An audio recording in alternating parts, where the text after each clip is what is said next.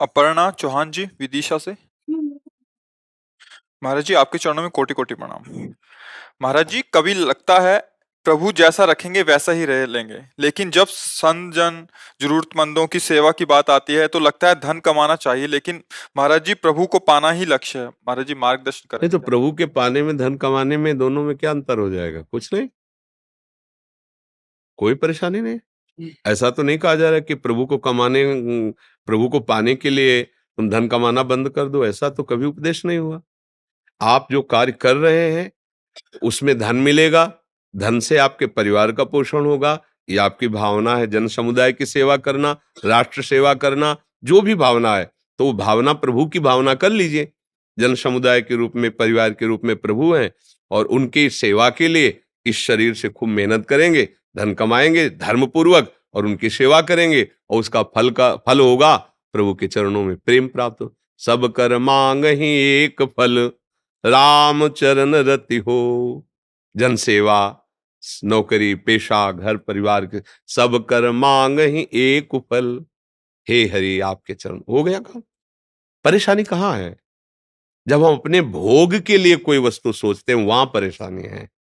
खूब मेहनत करें, खूब कमाएं, बड़े बुजुर्गों की सेवा करें, जो बीमार है कोई औषधि दे दें, जो सर्दी में कांप रहे हैं उनको वस्त्र दे दें। भगवान की ही तो सेवा हो रही। हमें जब परेशानी का शब्द आता है वो अपने लिए आता है। जब हम अपने भोग के लिए करते हैं तब परेशानी होती है। अगर हम इस शरीर को भी अपना भोग ना माने, ये शरीर सेवा का पात्र है, अब इसमें भोजन नहीं देंगे तो कल ये बोल नहीं पाएगा, कल बोल नहीं पाएगा तो ये सेवा नहीं बनेगी। तो हम भोजन पा नहीं रहे, इसको पवा रहे हैं। गाड़ी बहुत बढ़िया है लेकिन उसमें आप डीजल पेट्रोल ना डालिए तो नहीं चलेगा। एक गाड़ी है, गाड़ी में डीजल डालना और स्वयं डीजल पीना अंतर हो गया ना।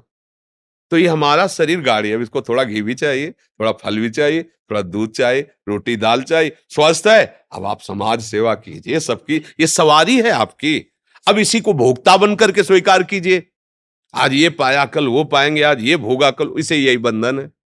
बस थोड़ा सा समझना है। अगर समझ ठीक हो गई तो सब करते हुए जीवन मुक्त हो जाएगा, और समझ बिगड़ गई तो बात गड़बड़। बातें हाथी पाइए, बातें हाथी पाओ। बात में हाथी इनाम में मिल गया और बात बिगड़ गई तो हाथी के पैर के नीचे दबवा दिया गया। बातें हाथी पाइए और बातें हाथी पाओ। समझ लो बस, जो कार्य बंधन वाला है वही मोक्ष का कारण बन जाएगा, बस समझ लो केवल से। सूरज शर्मा जी देवास से। गुरुदेव राधे राधे। गुरुदेव हमारा प्रश्न है कि जब आत्मा हमारे कर्मों से कोई संबंध नहीं होता तो कर्म फल हमारा सूक्ष्म शरीर भोगता है, उस समय आत्मा कहाँ होता है? क्या हर जन्म में वही आत्मा वही सूक्ष्म शरीर होता है? भजन करो तो समझ में आएगी, अब भजन नहीं करोगे तो फिर परेशानी रहेगी। 100 घड़े रख दो तो सूर्य कितने दिखाई देंगे? 100। 100 घड़े फोड़ दो तो सूर्य में क्या फर्क पड़ेगा? कुछ नहीं। समझ रहे? स्थूल सूक्ष्म कारण ये तीनों शरीर माया रचित हैं। जो हमारा स्वरूप है जिसे हम आत्मा कहते हैं वो भगवद अंश है, चिदानंद। अब चिदानंद का परिचय ही नहीं तो क्या बस चिदानंद बोल दिया गया। जैसे स्वर्ण की धातु का पता है तो स्वर्ण नाम लेते ही समझ में आ जाएगा ना, चांदी समझ में आ जाएगा। तो चिदानंद पांच भौतिक तो समझ में आ गया, लेकिन चिदानंद का परिचय नहीं ना। विगत विकार कोई भी, नैनम छिंदन्ति शस्त्राणि नैनम दहाति पावका न चैनम क्लेदेन्त्यापो न शोष्यति मारता। पर हम जलते हैं, क्लेशित होते हैं, मरते हैं और जन्मते हैं। है कौन? अजन्मा, क्लेश रहित, निर्विकार, कोई भी कष्ट हमें छू नहीं सकता। अब कैसे हमको अनुभव होता है? जैसे आत्मा का उदाहरण जैसे में नहीं दिया जा सकता क्योंकि वो अद्वितीय है, पर समझाने के लिए हम सैया में सुखद एसी रूम में पलंग पे पड़े सो रहे हैं। अब हम देख रहे हैं कि हम एक नदी में गए, फिसल गए, डूब रहे हैं। पूरा कष्ट महसूस हो रहा है, नदी का भयंकर प्रवाह हमें डुबोकर मार रहा है। अब एक बूंद पानी नहीं है वहां, कोई कष्ट नहीं है, पर आभास हो रहा है ना। अब बिना जगे कोई भी सैकड़ों मंत्र उपचार बाहर से करो, सैकड़ों नावों की व्यवस्था कर दो, सैकड़ों तैराक उपस्थित कर दो बाहर से, तो क्या उसको कोई फर्क पड़ेगा क्या? उसको बचाना तो सिर्फ जगा दो। जगते ही ना समुद्र है, ना नदियां है, ना मरना है, ना, समझ गए ना। ऐसे ही अज्ञान की इस रात्रि में, मोह की निद्रा में हम सब शयन कर रहे हैं। इस शरीर को अपना स्वरूप मान लिया, मन बुद्धि सूक्ष्म शरीर को अपनी आत्मा मान ली, स्वभाव को अपना स्वरूप मान लिया, और भोक्ता करता भाव मेरे दिमाग में बैठ गया। मैं ये करूंगा, मैंने ये किया है, मैं ऐसा करता हूं, मैं ये भोगा हूं, मैं ये भोग रहा हूं, मैं ऐसा भोगूंगा। यही हमारी दुर्गति का कारण हो गया। अब थोड़ा भजन हो, शुद्ध होता चला जाए। जैसे हम किसी सरोवर के नजदीक गए, मीठा निर्मल जल है और ऊपर काई है। अब अगर हमें ज्ञान नहीं तो काई देख करके हम कि पानी तो यहाँ है नहीं, पर अगर ज्ञान है तो काई है तो पानी है जरूर, क्योंकि पानी से ही काई की उत्पत्ति होती है। अब आप प्रयास करो, काई हटाओ, जीविका ही हटाओगे तो निर्मल शुद्ध जल, मीठा जल आपके पास है। ऐसे ही माया की काई है, वो प्रगट उसी परमात्म तत्व से है। जैसे रस्सी से ही ब्रह्म सांप का हुआ है, रस्सी से ही हुआ, अगर रस्सी ना होती तो सांप का भ्रम ना होता। ऐसे ब्रह्म से ही माया का भ्रम हुआ है। ये भ्रम हटाना अपना कार्य है। काई हटाओ, निर्मल जल का स्वाद कर लो। तो मैं और मोर तोड़ते माया, इसकी काई जम गई है ब्रह्म द्रव के ऊपर। वो सुंदर वैसे ही मीठा, उसके स्वाद में कोई फर्क नहीं, पर ब्रह्म द्रव जल के ऊपर ये माया के मैं और मोर तोड़ते माया जही बस कीने। इस काय को हटाने के लिए हमें जानकारी चाहिए, वही है सत्संग। क्या करना चाहिए, कैसे हटाएं, वही है गुरु उपदेश, गुरु मंत्र, गुरु द्वारा दिया हुआ नाम। अब लगो, ब्रह्म द्रव में तृप्त हो जाओगे। जिसको खोजा तो जब मिला तो खोजने वाला ही था, वो खोजने वाला खो गया। जो मिला वो वही था जो खोजने वाला था, दूसरा नहीं। अब इस पहेली को सुलझा ले। पानी में मीन पियासी, मुझे सुन सुनी आवे। ये नीरज मुदगिल जी, प्रियंका मुदगिल जी। महाराज जी, मैं भारतीय वायुसेना में कार्यरत हूँ। महाराज जी, मेरा एक प्रश्न है। गरीब और असहाय लोगों की मदद करते समय कुछ लोग ये कहते हैं कि वे अपने कर्मों का फल भोग रहे हैं और हम उनकी मदद करके प्रभु के विधान में विघ्न डाल रहे हैं। क्या है महाराज जी, सत्य बात है? मूर्खता है, मूर्खता है। प्रभु ने तुम्हें अवसर दिया, सेवा करके अपना जीवन सुधार लो। आपके पास जो सामग्री है, जो बल है, जो सुख सामग्री है, उसको सार्थक कर लो।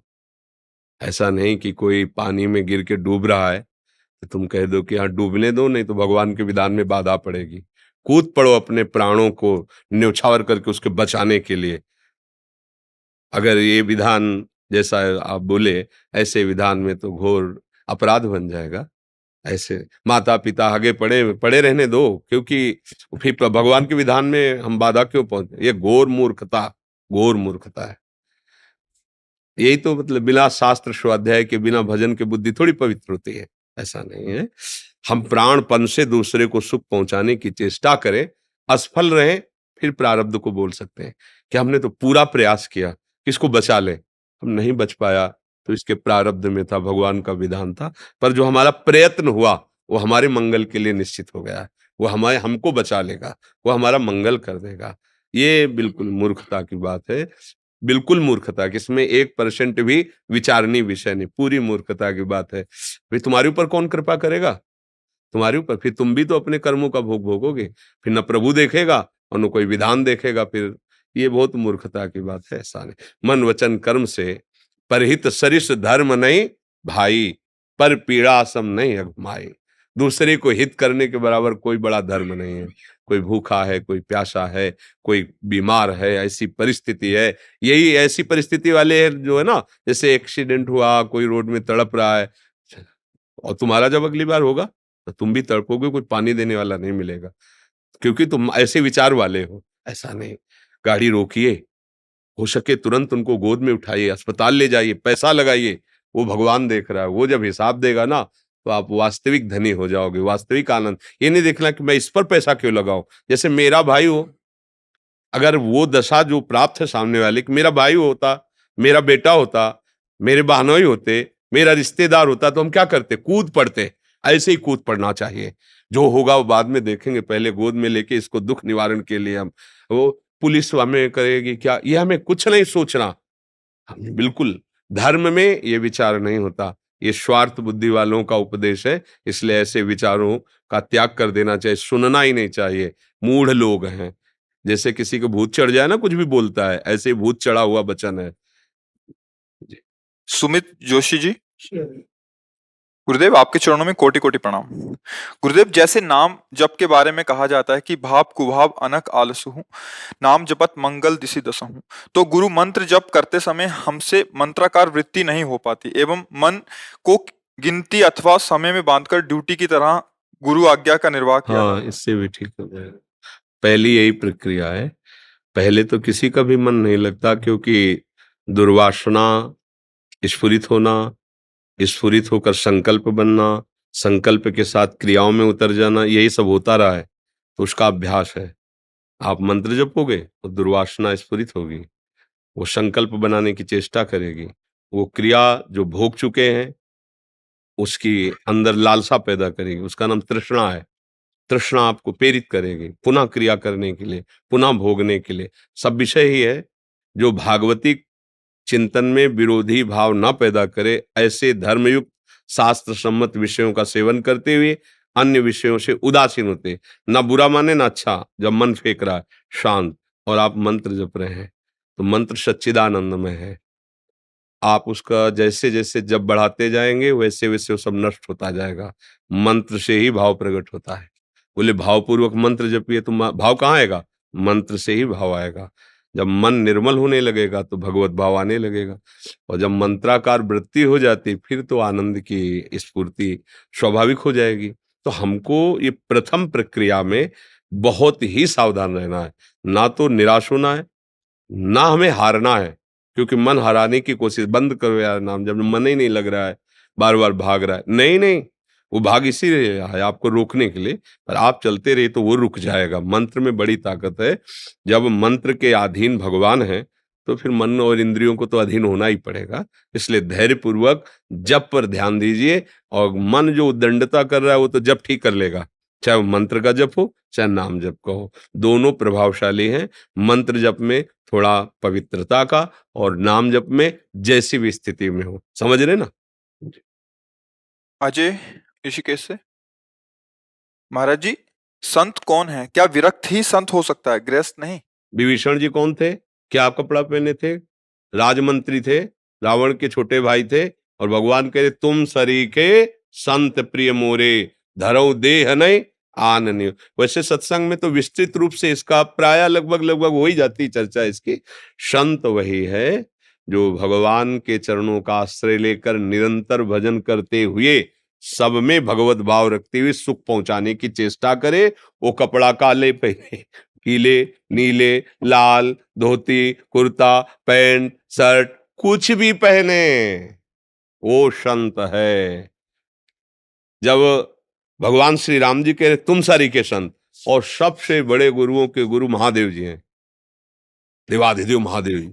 जिस समय रावण ने लात मारी और विभूषण जी ने हाथ जोड़कर कहा तुम पितु सरिस भले ही मोहि मारा, राम भजे हित नाथ तुम्हारा, तो कैलाशपति बोल पड़े उमा संत कह इहे बड़ाई, मंद करत जो करे। ये शांत है विभीषण, ये शांत है। उसने लात मारा और ये कह रहा तुम्हारा परम हित होगा, राम की शरण जाओ, राम का, ये शांत है। न वो लाल पहने थे न पीले पहने थे। जब अपना परिचय दे रहे तो बहुत ही विचारणीय विषय, वो कह रहे नाथ दशानन कर मैं भ्राता, निश्चर वंश जन्म सुर ताता। अपना परिचय दे रहे कि आप जान लो मैं कौन हूं, आपको क्लेश देने वाले रावण का मैं भाई हूं, निशाचर वंश में प्रकट हुआ हूं। भजन साधन तो कुछ है नहीं प्रभु, बस जैसा हूं आपके सामने हूं, नाथ आपकी शरण, यही संत का स्वरूप।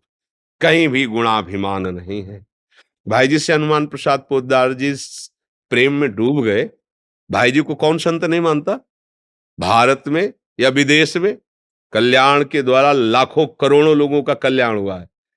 और धोती कुर्ता चश्मा भाई जी की पोशाक, और बड़े बड़े संत वैरागी ज्ञान सिद्ध भाई जी, बड़ी बड़ी सभा में ऐसे संत बैठे और ऐसे भाई जी बैठकर उपदेश।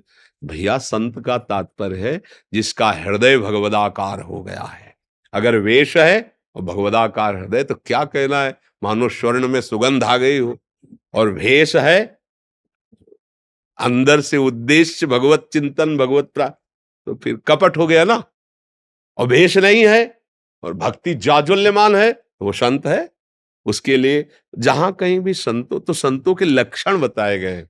वेश तो आचार्य परंपरा से है, लेकिन लक्षण जो है जब तक नहीं आएंगे तब तक केवल वेश मात्र धारण हो और आचरण गंदे हो तो उसे पाखंड कहते हैं।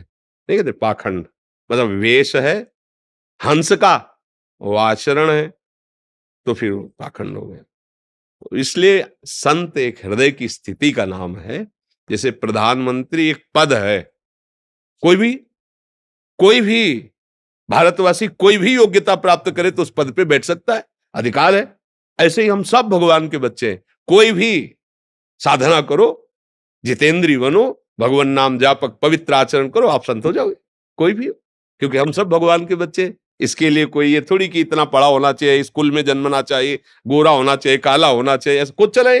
जो हो जैसे हो, पुरुष नपुंसक नारीवा जीव चराचर कोय, सर्वभाव भजी कपट तजी मोहि परम प्रिय सोय। जो भगवान को प्रिय वही तो संत है, वही भक्त है। समझ गए बच्चा? विशाल सिंह चौहान जी, जय श्री कृष्ण। गुरुदेव आपके चरणों में कोटि कोटि प्रणाम। गुरुदेव, मैं भारतीय सेना की सर्विस से रिटायर होने वाला हूँ। आपकी महान कृपा से आपके बताए वचनों पर चल रहा हूँ।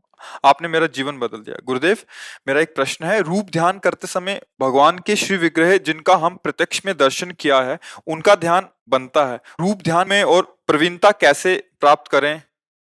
हाँ, वैसे इस विषय पर कई बार चर्चा की है। देखो, प्रभु का प्रगट रूप काउ सो कहाँ जहां प्रभु नहीं, सब उनके। फिर श्री विग्रह रूप में तो प्रगट विराजमान ही है, जैसे अपने वृंदावन में या जहां भी भगवत धामों में, भगवत मंदिरों में वही विराजमान है। पर जो प्रभु का रूप है वो केवल नाम जानता है, या नाम जिसको जना दिया वही जानता है। समझ रहे हैं हमारी बात? नाम के बिना रूप का परिचय नहीं है। जैसे आप हमारे सामने हो, ये कौन है तो परिचय कौन बताएगा? नाम। नाम बताएगा ना। आप सामने हो लेकिन हम नहीं जानते, अभी आपका परिचय हो जाएगा। ये कौन है? बोले ये अमुक है, नाम परिचय। रूप का परिचय कौन देने वाला है? नाम। भगवान का जब हम नाम ध्यान सहित जपते हैं, जैसे राधा राधा राधा, ध्यान भी नाम का, जप भी नाम का, श्रवण भी नाम का। अब नाम रूप प्रकाशित करेगा।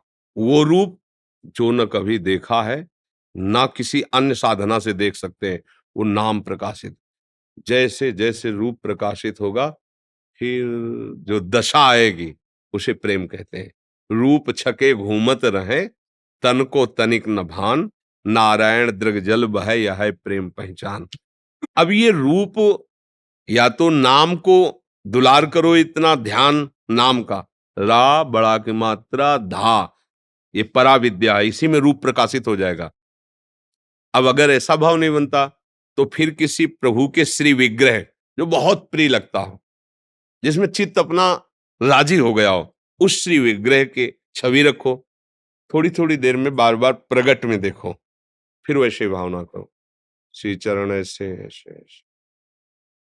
अब ये ध्यान उसी असली रूप को प्रकाशित कर देगा जो सच्चिदानंद में बप्पू भगवान का है, इसी छवि से, इसी विग्रह के ध्यान से, क्योंकि उनकी भावना करके कर रहे हो ना, वो प्रकाशित हो जाए। अब दो में आपको जो प्रक्रिया ज्यादा सहज, सरल और विश्वासपूर्ण अपने में लगे वो पकड़ लीजिए आप, और उसी से आपको अनुभव होने लगेगा। डॉक्टर राहुल माहेश्वरी जी, हैदराबाद से। राधा राधा श्री हरिओम। गुरुदेव, आपके चरणों में कोटि कोटि प्रणाम।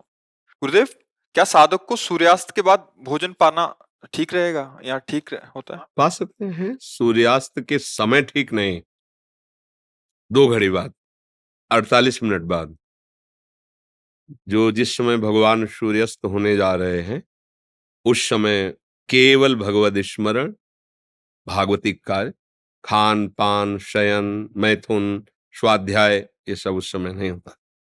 जैसे प्रातःकालीन भगवान सूर्योदय हो रहे, अर्घदान करके गुरु मंत्र, गायत्री मंत्र जो गुरुजनों ने प्रदान किया है, चाहे आप 10 मिनट ही करें, जीवन बदल जाएगा भगवान सूर्य को प्रणाम करके, क्योंकि वो सारे जगत को प्रकाशित करने वाले, जीवन दान देने वाले साक्षात नारायण पधार रहे हैं सूर्य रूप में। स्वागत, जैसे कोई अपने से पूज्य जन आवे तो हम लोग खड़े होते ना, ऐसे पहले था। इतना सबको अधिकार है हाथ जोड़कर प्रणाम करना, जल पुष्प आदि अर्पित करना, और जो नाम जो मंत्र मिला है कुछ अगर ये दोनों संध्याओं में किया जाए बहुत उत्तम है।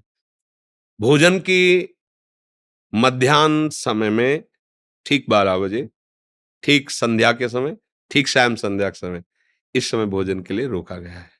जैसे ठीक 12 का समय हो रहा है तो मध्याह्न संध्या है, उस समय चाहे 5 मिनट से सही भगवत स्मरण करते हुए 12:10 पे पा लो, या 12 में 10 कम है और आप पा चुके, ऐसा कर लो। जो अगर शास्त्रीय पद्धति है तो ये संध्या काल है, संध्या काल में भगवत मंत्र स्मरण करने का आदेश दिया है। जो त्रिकाल संध्या करते हैं तो मध्याह्न संध्या भी करते हैं ना, तो इसलिए प्रातः, मध्याह्न, सायं इस समय भोजन आदि ना, उससे अलग। अगर आप 12 में 10 कम है और आप प्रसाद पा चुके, ठीक है, आप बैठ करके नाम जप कीजिए या सेव, ठीक उस समय। लेकिन जो संसार में रत हैं उनको इन सब बातों का कहाँ, वो तो ये ध्यान ही नहीं देते हैं ना। पर जो भगवत मार्ग में चलना चाहते हैं उनको ध्यान देना चाहिए। जैसे संध्या का समय हो रहा है उस समय फिर कोई ऐसे वैसे आचरण नहीं होने चाहिए, खान पान भी नहीं। उस समय ध्यान का विषय होता है कि आप 10 मिनट ही सही बैठ करके भगवान नाम स्मरण कीजिए, ध्यान कीजिए, जीवन मंगल में हो जाएगा। जी जी, कुछ भक्तों ने आपके श्रीमुख से नाम चाहा है महाराज। हाँ, राधा राधा राधा वल्लभ श्री हरिवंश ये रखते हैं जो आप लोगों को प्रिय लगे, जो गुरुदेव ने दिया है। खूब श्रद्धा पूर्वक नाम जप करो, अच्छा आहार करो, स्वस्थ रहने के लिए व्यायाम भी आवश्यक है। गृहस्थ भले ब्याह भले हो गया है, लेकिन ब्रह्मचर्य आपका जीवनी शक्ति है, जितना बचा सको उसको संयम में रखते हुए सतमार्ग में चलो, भगवान आपका मंगल करेंगे। नाम जप सबका मंगल करता है। कोई है तो वो जो है तामन का तुलसी चढ़वा में, तामन को अभिषेक करा में, तो ये जायज है कि का हो जाना। तुलसी शालिग्राम और श्री राधा वल्लभ जी बिहारी जो राधा रमण इनके चरणों, इन्हीं के चरणों में चढ़ते हैं। बकाया जैसे अपने लोगों को तुलसी मिले तो प्रसादी, अमनिया तुलसी का अधिकार तो है ही नहीं। तुलसी जब प्रसादी मिले तो घ्राणेंद्रिय में रख के मस्तक पे रखी जाती है। अभी तक हमने जो संतों में सुना है, और ऐसा तुलसी जी भगवान हरिप्रिया है। वैसे शास्त्रीय और भावात्मक दोनों में, अब जैसे कोई तुलसी जी लावे तो हम पहले पूछेंगे कि अमनिया या प्रसादी। अगर कहेंगे अमनिया तो तत्काल लेके पहले श्री जी के चरणों में चढ़ेगी, फिर अगर वो प्रसादी है तो माथे में सर पे, और उसे फिर अपने पूज्य स्थान में रख के फिर यमुना रसरानी में। कि आज तक हमने जो गुरुजनों को, महापुरुषों को देखा कि वो ऐसे ही किए हैं। चरणों में तो श्री जी के चढ़ता है, लालजू के चरणों में तुलसी जी चढ़ती है। आप सबका आशीर्वाद, धन्यवाद। श्री हरि जय जय। हाँ, जय जय गिरिराज जी की। आओ महाराज जी, विराज। धन्यवाद। बाबा माता जी आइए, माता जी की बड़ी इच्छा है दर्शन करने की आपकी।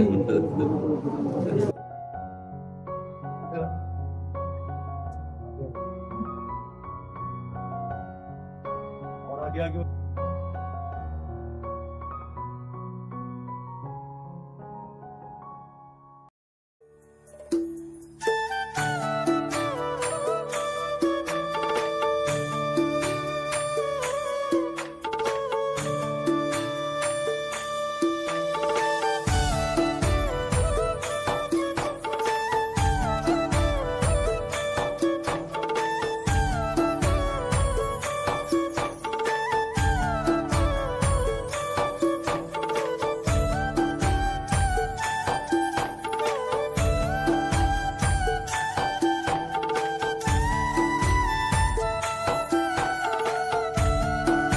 संत भगवान